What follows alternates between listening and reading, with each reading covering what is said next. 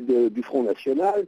Le Front National est actuellement en France le premier parti politique en nombre d'électeurs. Il serait 25%, ils ont fait 25%, on parlerait même de 26%.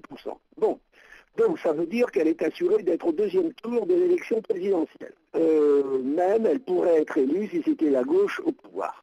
Si il y avait un candidat de gauche au deuxième tour. Et donc le Front National, il a bénéficié d'appuis extrêmement douteux, donc ce n'est pas un danger pour le pouvoir actuel. Alors en revanche, ce qui est certain, c'est que la gauche est en principe... Alors, il faut faire attention, hein.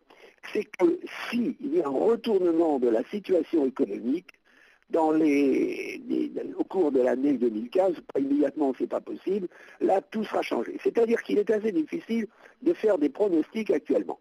Il faudrait un retournement miraculeux de cette situation économique pour qu'un candidat de gauche puisse figurer en bonne position et des chances à peu près d'être élu. Voilà.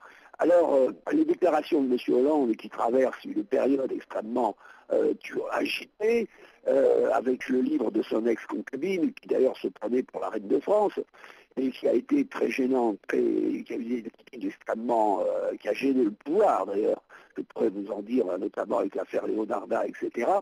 Donc, le Parti Socialiste, et en particulier M. Hollande, traverse une période noire. Alors je vous signale que le 28 septembre, il va y avoir les élections